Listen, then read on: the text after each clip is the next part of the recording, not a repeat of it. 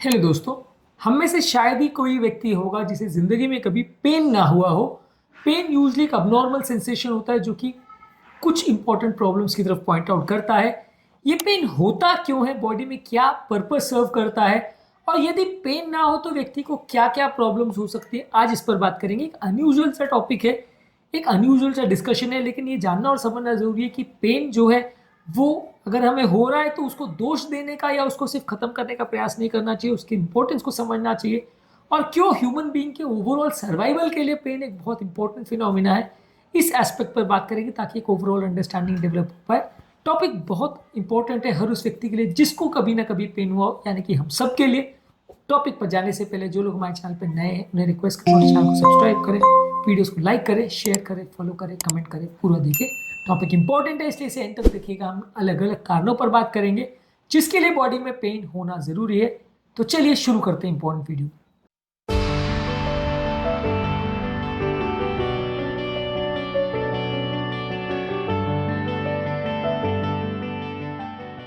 सबसे पहला, किसी भी कोशिका में अगर कुछ डैमेज हो रहा है तो ब्रेन का उस तरफ ध्यान आकर्षित करने के लिए पेन होता है।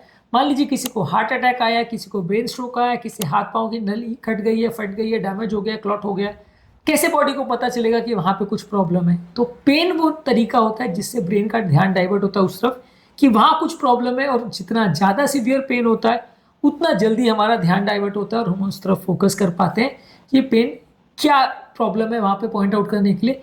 अगर पेन माइल्ड है तो मान के चलेंगे प्रॉब्लम छोटा है, अगर पेन सीवियर है तो हम मान के चलेंगे प्रॉब्लम ज्यादा बड़ा है। अगर पेन किसी हाथ में एसोसिएटेड है या पाँव में है तो हम मान के चलेंगे कि उस हाथ या उस पाँव में प्रॉब्लम है, तो हम उसकी ज्यादा जांच करेंगे। तो प्रॉब्लम को लोकलाइज करने के लिए, ब्रेन का ध्यान आकर्षित करने के लिए, और कितनी सीवियर प्रॉब्लम है ये सारी चीजें बताने के लिए पेन का इंपॉर्टेंस है। बेसिकली ये एक इंपॉर्टेंट प्रोटेक्टिव मैकेनिज्म है जिसके बगैर ह्यूमन व्यक्ति का सर्वाइवल ही मुश्किल हो जाएगा। क्योंकि मान लीजिए अगर आपको हार्ट अटैक है और आपको पता ही नहीं चलता है, पेनलेस हार्ट अटैक होता है, तो कई घंटे या कई बार कई दिन लेट हो जाएगा आपका ट्रीटमेंट, और जब तक हार्ट फेल नहीं होगा आपको पता ही नहीं चलेगा, या जब तक कोई और दूसरा सिम्टम आपका उसकी तरफ ध्यान डाइवर्ट नहीं करेगा कि यहाँ पे प्रॉब्लम है, तब तक आप ध्यान ही नहीं दोगे और इग्नोर कर दोगे और प्रॉब्लम बढ़ जाएगी। मान लीजिए हाथ या पाँव की नली में क्लॉट हो गया, जब तक वो काला नहीं पड़ जाएगा, अगर पेन नहीं होगा तो आपको पता ही नहीं चलेगा कि हाथ पाँव में कुछ प्रॉब्लम हो गई, और जब तक काला पड़ जाएगा तब वो हाथ पांव सड़ चुका होगा, आप कुछ कर भी नहीं पाओगे। तो ह्यूमन बीइंग के ओवरऑल सर्वाइवल के लिए पेन का होना बहुत जरूरी है, क्योंकि ये बहुत बड़ी प्रॉब्लम्स की तरफ हमारा ध्यान डाइवर्ट करता है। जितना ज्यादा सीवियर प्रॉब्लम उतना ज्यादा इमरजेंसी ट्रीटमेंट होता है। हालांकि हर केस में ऐसा हो जरूरी नहीं है, लेकिन ये काफी इंपॉर्टेंट डायरेक्टिव है अपने प्रॉब्लम्स की तरफ। इसके अलावा पेन हमारा ओवरऑल हीलिंग को भी प्रमोट करता है। जब कभी किसी व्यक्ति को पेन या घबराहट या प्रॉब्लम होता है, डिस्कम्फर्ट होता है, तो वो रेस्ट लेता है, और बॉडी का ये एक इनडायरेक्ट मेथड होता है आपको डायरेक्ट करने के लिए कि आप रेस्ट करो। मान लीजिए आपकी हड्डी फ्रैक्चर हो गई और आप अगर वैसे टाइम पर चलना दौड़ना करते रहोगे और आपको पेन नहीं होगा तो आप करते रहोगे और हड्डी कभी ठीक होगी ही नहीं। तो बॉडी का ये तरीका है आपको बताने के लिए कि हर बार जब आप चलोगे आपको सीवियर पेन होगा तो आपको पता रहेगा कि भाई मुझे हड्डी को हिलाना भी नहीं है, उसको बांध के रखना, नहीं तो मुझे प्रॉब्लम होगी, पेन होगी। तो पेन से बचने के लिए आप उस हड्डी को रेस्ट दोगे जो कि उसकी हीलिंग के लिए जरूरी है। तो बेसिकली किसी भी कोशिका के डैमेज में उसको ठीक करने के लिए, हील करने के लिए जरूरी होता है ये पेन का मैकेनिज्म। मान लीजिए किसी का हार्ट का ब्लड सप्लाई कॉम्प्रोमाइज हो रहा है और वैसा व्यक्ति दौड़ रहा है, भाग रहा है और हार्ट का ब्लड कम मिल रहा है, तो डैमेज होने का चांस बढ़ जाता है। तो वहां पे वो पेन की सिवियरिटी आपको इंडिकेट करती है कि ब्लड सप्लाई कॉम्प्रोमाइज है और आपको ध्यान देना पड़ेगा ताकि हार्ट को जितनी ब्लड की रिक्वायरमेंट है वो मिल सके और बहुत ज्यादा डिमांड ना बढ़ा दो अननेसेसरी एक्सरसाइज करके। इसके अलावा आपके बॉडी में कुछ अवॉइडेंस बिहेवियर्स भी डेवलप हो जाते हैं। यदि किसी व्यक्ति को सीवियर पेन होगा तो आप उस पर्टिकुलर चीज को अवॉइड करोगे कि भाई ये करने से मुझे पेन होता है, मुझे चलने से पेन होता है, दौड़ने से पेन होता है, उठने से पेन होता है, बैठने से पेन होता है। ये पर्टिकुलर चीज आप उस पर्टिकुलर एक्टिविटी को अवॉइड करने लोगे तो ये भी बॉडी का एक प्रोटेक्टिव तरीका होता है आपको बताने के लिए कि ये पेन जो हो रहा है ये इस पर्टिकुलर एक्टिविटी की बात हो रहा है, यानी ये पर्टिकुलर एक्टिविटी जो है ये आपकी किसी मसल को किसी तरह से या किसी जगह को किसी तरह से प्रॉब्लम कर रही है जो कि आपको अवॉइड करना चाहिए। तो आपको थोड़ा ध्यान भी उस तरफ जाता है ये पर्टिकुलर एक्टिविटी से प्रॉब्लम हो रही है, और दूसरा बॉडी अपने आप को बचाने की कोशिश करती है कि ये पर्टिकुलर चीज करने से आपको पेन हो रही है तो आप अगली बार उसको अवॉइड करोगे। या मान लीजिए कोई पर्टिकुलर खाना खाने के बाद या कोई पर्टिकुलर काम करने के बाद या मेहनत करने के बाद आपको पेन हो रहा है, तो बॉडी का तरीका ये होता है कि आपको बताने का कि भाई ये चीज अभी आप और मत करो जब तक ये प्रॉब्लम सॉर्ट आउट नहीं होती है।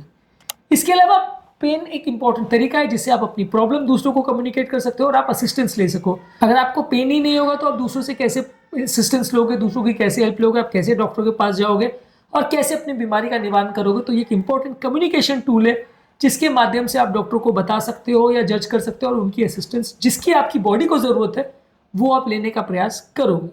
इसके अलावा पेन एक डायग्नोस्टिक टूल है जिसके माध्यम से पेन कहाँ है, उसकी लोकेशन, कितनी इंटेंसिटी और किस तरीके का पेन है, ये आपके डॉक्टर्स को एक क्लू देता है कि प्रॉब्लम कहाँ है और कैसी है।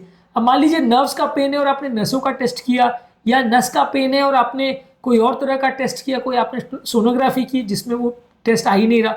तो कई बार ये पेन का नेचर भी आपको डायरेक्ट करता है कि अगर ये न्यूरोपैथिक पेन है तो मुझे पहले नर्व्स का टेस्ट करना है, अगर ये सोमैटिक पेन है तो इसका टेस्ट करना है, अगर कोई एक्सट्रीमिटी में वेसल क्लोज होने वाला अलग तरीके का पेन है तो उसके लिए टेस्ट करना है। तो एक डायग्नोस्टिक टूल की तरह भी काम करता है कि कौन सी जांच की आवश्यकता है, कौन से ट्रीटमेंट की आवश्यकता है। तो डॉक्टर्स के पास अब जाते हैं तो आपके पेन का कैरेक्टर या उसका टाइप या उसका लोकेशन या उसकी इंटेंसिटी काफ़ी कुछ बता जाती है, जिसके माध्यम से डॉक्टर पहले क्या टेस्ट करना है, पहले क्या थेरेपी करनी है वो निर्धारित होता है उसका, और उसके हिसाब से आपकी थेरेपी या आपका जांचें जो है वो गाइड की जाती है। पेन बेसिकली एक एडेप्टिव मैकेनिज्म भी है जहाँ से आपके जो बिहेवियर आपके लिए अच्छे हैं वो आप सीखते हो, जो बिहेवियर आपके लिए बुरे हैं वो आप उसको अवॉइड करते हो। कोई पर्टिकुलर पोजीशन में चलना या कोई पर्टिकुलर चीज़ों को करना, मान लीजिए अगर आप छत से कूदते हो और आपको पेन होता है तो आप ये एक बार पेन एक्सपीरियंस करते हो तो आप अगली बार सीख जाते हो कि भाई मुझे अगली बार छत से नहीं कूदना है। तो ये चीज़ आपको एक अडेप्शन के हिसाब से सिखाया जा रहा है कि आपको ये एक्टिविटी अवॉइड करनी है। अगर ये नहीं हो रहा हो तो हर आदमी बार बार छत से कूद के देखता कि भाई फ्रैक्चर हो रहा है कि नहीं, फ्रैक्चर हो रहा है उसमें भी पेन नहीं हो रहा, तो आपको कैसे पता चलेगा कि आपको अंदर हड्डियां फ्रैक्चर हो गई हैं, छोटे मोटे फ्रैक्चर हो गए। तो ये होने वाला सीवियर पेन एक एडेप्टिव मैकेनिज्म की तरह भी काम करता है कि ये पर्टिकुलर एक्टिविटी पेशेंट के लिए अच्छी है, कौन सी चीज़ें उसके लिए रिस्की है, कौन सी चीज़ें कम रिस्की है, कौन सी चीज़ों को करना चाहिए, कौन सी चीज़ों को नहीं करना चाहिए। ओवरऑल इससे सर्वाइवल का भी बहुत फर्क पड़ता है। अब मान लीजिए छत पर से कूदने में पेशेंट को पेन नहीं और वो बार बार छत से कूदता रहेगा तो हो सकता है वो 1-2 दिन में मर जाए। तो व्यक्ति को पेन ही सिखाता है कि भाई ये छत से कूदना गलत चीज़ है और इसको करोगे तो जान का खतरा होगा, और इतना सीवियर पेन होता है कि अब अगली बार वो चीज़ नहीं करोगे। इनफैक्ट आप 8 फुट से भी अगर कूद जाओगे और हड्डी में चोट लग गई, आपको पेन हुआ, तो अब अगली बार नहीं करोगे। बिल्डिंग से कूदने की तो सोचोगे भी नहीं। तो ये पेन ही हमारी जान बचा के रखता है और हमें सिखाता है कि कौन कौन सी चीज़ें बॉडी के लिए, लाइफ के लिए अच्छी है, किससे हमारा सर्वाइवल बढ़ेगा, किससे सर्वाइवल कम होगा। डेवलपमेंट में भी इसका एक रोल है कि ओवरऑल व्यक्ति का एक बिहेवियर पैटर्न स्टैब्लिश हो जाता है कि क्या करना है, क्या नहीं करना है। अब अगर एक्सीडेंट होने के बाद या रैश ड्राइविंग करने के बाद आपको पेन होगा, तब आप जानोगे कि भाई ये मुझे दोबारा नहीं करना है। मान लीजिए एक्सीडेंट के बाद पेन ही नहीं होगा तो आप बार बार एक्सीडेंट करोगे। तो ओवरऑल क्या करना है, कैसे करना है, किस तरह से चीज़ों को मैनेज करना है, ये सब कुछ हमें सिखाता है। हमारा सर्वाइवल का मैकेनिज्म है, हमारा डेवलपमेंट का मैकेनिज्म एक एडेप्टिव टूल है, और इसके अलावा ये हमें होम्योस्टैसिस का मैकेनिज्म भी बताता है। मान लीजिए अगर शरीर में पानी की कमी है तो आपको हेडेक होगा, तो ये एक इनडायरेक्ट तरीका है बताने का बॉडी को कि आपको पानी की कमी है। मान लीजिए अगर आपको बॉडी में अगर ग्लूकोज की कमी है तो आपका ब्लड शुगर लेवल कम होगा, आपको चक्कर, कमजोरी आएगी। तो ये एक इनडायरेक्ट बॉडी का तरीका है बताने के लिए कि आपको खाना खाने की जरूरत है, आपको बॉडी को खुराक की जरूरत है। अगर ऐसा नहीं होगा तो आप कई दिन तक खाना ही नहीं खाओगे कि आप भूल गए खाना खाना। तो ये होके बार बार शुगर लेवल्स का कम होना आपको एक इंडिकेट दे देता है कि भाई शुगर लेवल्स एक्चुअल में कम हो गए, आपको खाना खाने की जरूरत है, नहीं खाओगे तो मर जाओगे। तो ये चीज़ जो है बेसिकली बॉडी का एक प्रोटेक्टिव मैकेनिज्म होता है जो आपके इंटरनल होम्योस्टैसिस के बारे में बताता है। सिर्फ आपके बिहेवियर को कंट्रोल नहीं करता है, आपके ओवरऑल इंटरनल होम्योस्टैसिस की क्या सही चल रहा है, क्या गलत चल रहा है, क्या चीज़ की बॉडी को अब जरूरत है। अभी पानी की ज़रूरत है तो प्यास लगेगी, अभी खाने की ज़रूरत है तो भूख लगेगी, अभी यूरिन बहुत बढ़ गया है तो पेशाब लगेगी। तो ये सारी चीज़ें बॉडी के अलग अलग सिम्टम्स जो आपको गाइड करते हैं कि ये करने की ज़रूरत है। और जब आप वो नहीं करते हो, मान लीजिए आपको यूरिन जाने की ज़रूरत है तो और आप 24 घंटे तक भी नहीं जा रहे हो तो ब्लैडर इतना भर जाएगा कि आपको पेन होना चालू हो जाएगा। मान लीजिए आपको मोशन जाने की ज़रूरत है और आप नहीं जा रहे हो तो उतना भर जाएगा कि आपको पेन होना चालू हो जाएगा। तो ये पेन आपको और फोर्स करता है कि नहीं ये गलती नहीं करो, आपको प्रॉब्लम होगी। तो बेसिकली ये हमारे इंटरनल सिस्टम्स को भी कंट्रोल करने में मदद करता है। इसके अलावा ये हमारे साइकोलॉजिकल सिस्टम्स को भी कंट्रोल करता है, हमारा मेंटल स्टेटस भी बताता है। कई चीज़ें ऐसी है जो साइकोलॉजिकली गवर्न पेन होती है। मान लीजिए किसी को एंग्जाइटी है, डिप्रेशन है, तो वहाँ पे ये पेन हमारी मनस्थिति की तरफ भी हमारी डायरेक्ट करता है कि अगर किसी व्यक्ति को पेन हो रहा है तो आप उसकी मानसिक सिचुएशन को देखें, उसके एंग्जाइटी, डिप्रेशन और ब्रेन के न्यूरोट्रांसमीटर लेवल्स को भी समझने का प्रयास करें और उनको ट्रीट करने का प्रयास करें। अगर ये पेन नहीं होगा तो आपका ध्यान उस तरफ नहीं जाएगा और आप उसके हिसाब से कोई ट्रीटमेंट नहीं मैनेज करोगे, और डिप्रेशन, एंग्जाइटी या इस तरह का प्रॉब्लम बिना ट्रीटेड लंबे समय तक चलता रहेगा। इनफैक्ट बेसिकली देखा जाए तो हमारी पूरी सोसाइटी, हमारा कल्चर, हमारा लाइफ, हमारा सोशियोलॉजी, हमारा साइकोलॉजी, सब कुछ काफ़ी हद तक पेन से गवर्न होता है। हमारे लाइफ के बहुत सारे एस्पेक्ट्स जो है, हमारे एक दूसरे के प्रति रिलेशन, सब कुछ पेन से गवर्न होता है। तो इसलिए ये ऐसा नहीं है कि सिर्फ एक न्यूसेंस है, सिर्फ एक प्रॉब्लम है जिसकी वजह से हम उसको सिर्फ बंद करने का या अवॉइड करने की सोचें।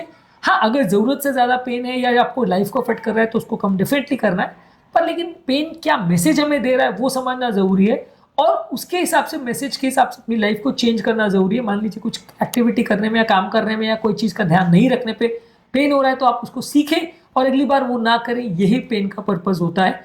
और अपनी बॉडी का प्रॉपर रूप से ध्यान रखें ताकि आप ज़्यादा सर्वाइव करें, इसलिए पेन का होना ज़रूरी है। पेन नहीं होना उल्टा काफ़ी डेंजरस होता है, और ऐसे लोग जिनको पेन बिल्कुल नहीं होता, मृत्यु का चांस कई गुना ज़्यादा होता है। इसलिए इस पेन की इंपॉर्टेंस को समझना ज़रूरी है। तो मैं ऐसा बिल्कुल नहीं कह रहा हूँ कि हर आदमी फिर पेन हो और खुशियाँ मनाए कि अरे आज मुझे पेन हो रहा है, पेन हो रहा है, ऐसा नहीं कह रहा हूँ। पर लेकिन ये है कि हाँ, पेन की इंपॉर्टेंस को समझना ज़रूरी है, और ये बॉडी क्यों करवाती है उस पर्पज़ को आप समझेंगे तो उसके लिए प्रॉपर ध्यान दे पाएंगे। उम्मीद करूंगा कि आज के टॉपिक में कुछ नया जानने को मिला होगा, एक अलग पर्सपेक्टिव पर हमने बात करी। टॉपिक एंड करने से पहले जो लोग हमारे चैनल पर नए हैं उन्हें रिक्वेस्ट करूंगा कि चैनल को सब्सक्राइब करें, वीडियोस को लाइक करें, शेयर करें, फॉलो करें, कमेंट करें, पूरा देखें।